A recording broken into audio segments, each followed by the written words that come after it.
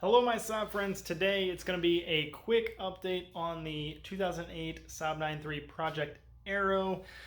And why I say quick is because I did some work off camera. I didn't really feel like filming some of this stuff. Some of it I felt it was kind of boring, kind of just run-of-the-mill stuff, brake work. And the other stuff, which I'll explain here in a second, I didn't really feel like filming it. There was not a lot of exciting parts to it, and it was just a lot to film if I decided to film it, which honestly I didn't feel like really doing it. So here's a quick update, and let me show you what I've been working on.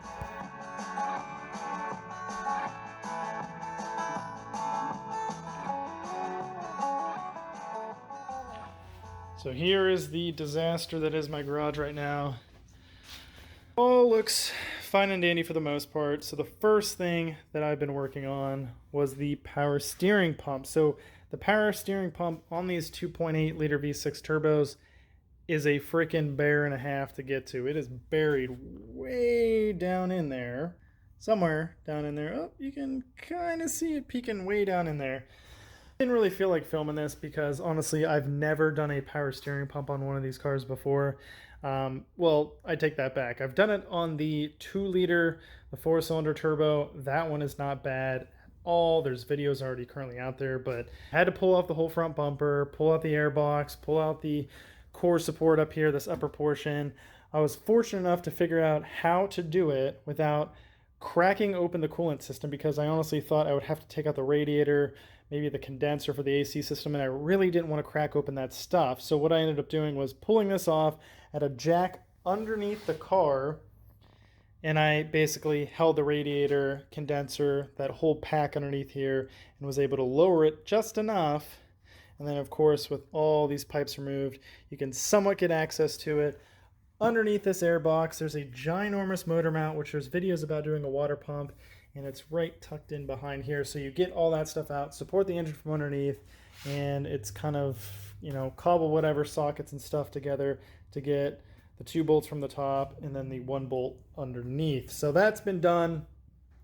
Unfortunately, it's one of those things that I didn't realize the power steering pump was leaking as bad as it was until I drove the car. And that's just one of those things. You have a project, especially you put an engine in a car, you start putting some miles on it, and you realize stuff is leaking or not working or going bad, so on and so forth. Well, in this case, unfortunately, it was the power steering pump. So that one I did do off camera, so I do apologize for not filming that. I didn't really decide to do an update at all. I just kind of busted it out. I was on a time crunch, decided to tear it apart, put it back together, and it seems good. So now, what I'm updating you on is a coolant system.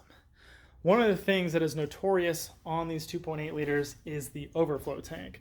So the coolant has been leaking. I initially thought it was the overflow tank because, one, it's a common issue. Go ahead, click up top here. I do have a replacement video on that, but also 2, it's been replaced before. So backtracking to the original video of getting this car, it had a head gasket issue. The car was overheated. The previous owner bought a whole lot of parts, didn't understand what was causing the vehicle to overheat, and then therefore offloaded the car, and that's where I picked it up. Well, now we're on to the point where it's got another motor in it, 73,000 mile motor in it, a lot of different newer goodies on this thing. It's got this aftermarket coolant overflow tank. It's leaking. Every so often it would drip coolant underneath the car, and I just figured since this was aftermarket, it's a common thing, it could be the reason why. So I really do not like the aftermarket overflow tanks. For whatever reason, I would say the quality is just not there. So aftermarket tank, aftermarket cap. I did order another one of these, just got it in. So got an OEM cap right here, overflow cap, and the original overflow that I'll be putting in. So even though this specific tank may not be leaking, I decided to replace it anyways. But I found the culprit of what is causing my coolant leaking, and that's actually this pipe right here. This is what's called the heater hose assembly, and how this goes in actually sits down in like such. This connects to the passenger side heater core line. This probably doesn't look very familiar, but that is actually what connects to the underside of the overflow. So this connects into that. This bottom line goes all the way down in here and connects right into there. So right now I currently have a random 3/4 inch heater hose with an extension shoved in there with a clamp, just so I do not leak out all of the coolant inside the engine and radiator. So my car was leaking coolant somewhere, and lo and behold, there are the heater core lines. So this is the firewall, this is the back side of the motor.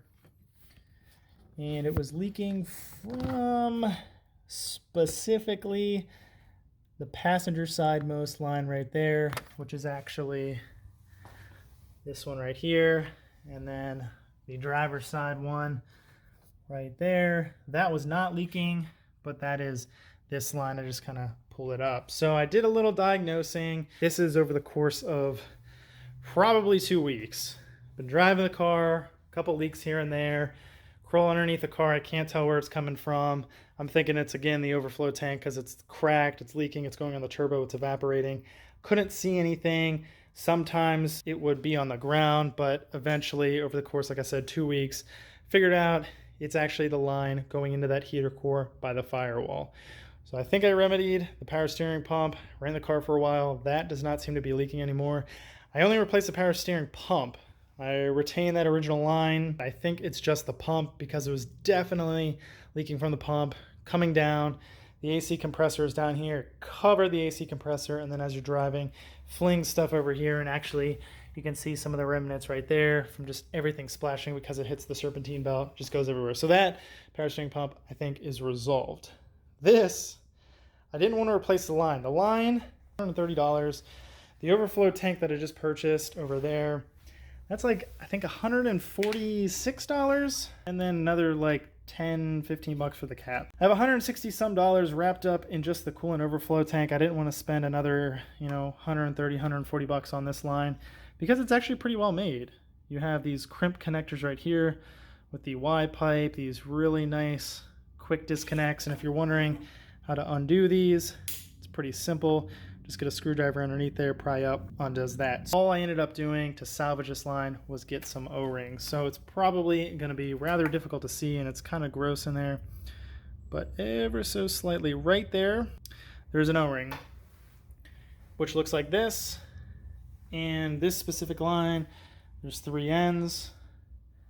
So there's 3 O-rings. So I ended up swapping the 3 O-rings in this hose. And now I'm on to the O-ring in this one. Here's the O-ring that I'll be using, 1 1/8 outside diameter by 7 1/8 inside diameter. I don't know the actual thickness of it, but it's pretty stout. I heard that you can use a 22 millimeter by, I think, 3 millimeter, but the 3 millimeter is definitely not thick enough compared to the original one, but this is identical in size and thickness. However, this one does say for Delta Moen, Danco, all that stuff, because it is primarily used in plumbing. Now, from my basic research, I found out that this should be fine. The majority of O-rings, from what I read, can resist ethylene glycol, which is in a majority of coolant, including the SAABs. So it should be fine. The only thing I don't know 100% is the temperature rating on this. So if you have a better suggestion, please, by all means, drop a comment down below on what type of O-ring that you would suggest. But I will definitely run this one for the time being, and we'll report back long term and let you know if it works or if it started to leak again. So here is the heater hose that goes to the driver's side connection. The passenger one with that Y pipe hose, that was the main culprit of why I'm tearing these out and replacing the O-rings, because it was leaking, but I'm doing one of them, so I might as well do all 4 connections. So it's pretty easy, again, to undo the connection. Just lift up on that metal tab and it's right there. And if you accidentally, hit it out, it will come out, but it's real simple. Just put it back in like such, no big deal. It's very, very simple. So the O-ring itself, and it might be impossible to pick up on the camera, but it's way down in here. Just get your screwdriver and kind of run it along the lip, and it pops out like such. So there's the old one. Here's the new O-ring. Now I did put a little bit of motor oil on here, and You know, it's probably not required, but it's one of those things that was ingrained into my brain as a young kid when I was working on vehicles. Whenever you do like an oil change and stuff, you want to put oil on the O-ring. You don't want to have the rubber dry. And quite honestly, it very well could be a myth, but it's something that I still do to this day. But I put a little bit of oil on here. Now we're just going to fish it inside the tube.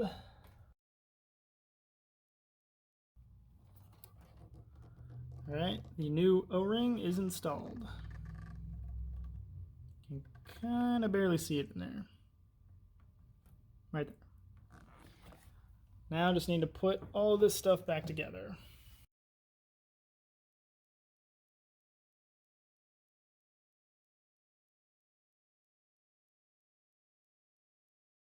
Connector going to the bottom of the motor right there. That is connected back up. So lastly, the heater hose overflow combination. Last thing is this overflow tank. So this is the original. This is the one, the aftermarket one that was in the car. Visually speaking, they look dang near identical. So the big telltale sign, what's original, what's not. This is aftermarket. I don't even know what numbers those are. There's numbers on top of numbers. It's non-OEM. The OEM one, let me find it here. So you have number right there, which should cross to a SAAB specific part, but also very small right there, stamped General Motors.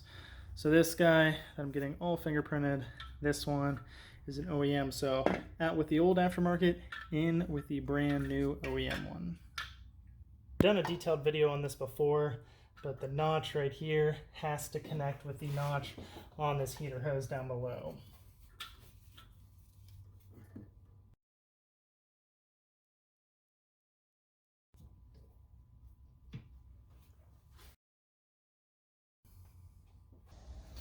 Coolant is topped off with nothing but the finest GM Dex Cool the Orange stuff.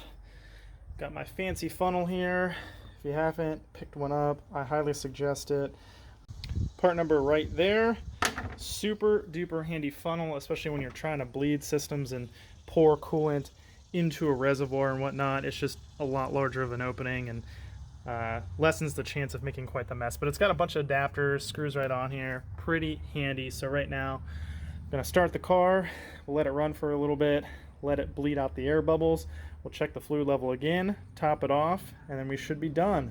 Put the engine cover back on, double check we don't have any leaks, drive it around, and we should be good. I had the car run for some time, got it up to operating temperature and just kind of let it idle there for a bit. Obviously not with the garage door closed, but I ran it for a while, got up to operating temperature, let it sit for about 40 minutes, and this is where we're at. Ended up closing the garage door because it was kind of windy, but while it was running, I ended up putting some cardboard and a piece of wood down to see if anything would show up. So the power steering leak was around this area, so I would suspect to be leaking around here. That looks perfectly fine.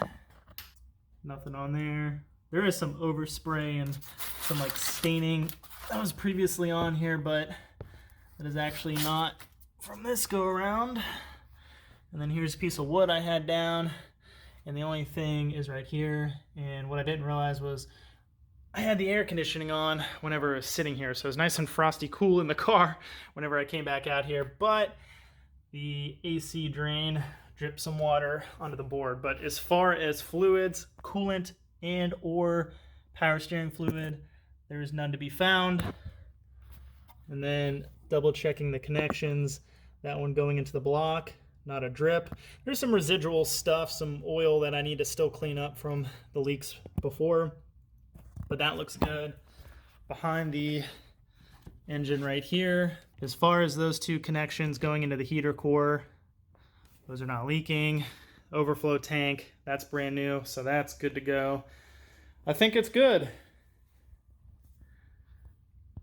So that is going to wrap it up on today's quick update video on the 2008 SAAB 93 Project Aero. Now I don't unfortunately have a formal nickname to this car yet. My red one I call the SAAB Store. I have the fake Euro plate that says it. This particular car I just call my blue car, or potentially the bumper car, mainly because when I got the car the whole front bumper was ripped off. So I find it kind of fitting, but if you have a better suggestion for a nickname, drop a comment down below and I would love to hear that. So I still have to put on the engine cover that I have over here. Don't mind the disaster of a garage. And also, of course, the wheel, because the brake stuff is done and I kind of wanted to showcase that a little bit so I can throw the wheel back on there. But now I'm at the point where I just want to drive the car around, put some miles on it, and make sure that the leaks are for 100% done and gone. And of course, I'll have some other videos doing some other updates, but I'm getting towards the end with getting this car back somewhat restored. So I'm very excited on that. I think it's come a very long way. Consider subscribing because I do have plenty other videos out there, and especially the SAAB videos. Give it a like if you like the video. And like I said previously, if you have any suggestions for the proper O-rings to use and or a good nickname, drop a comment down below. With that being said, I'll quit rambling. Appreciate you watching, and I'll catch you guys and gals next time. Thanks for watching.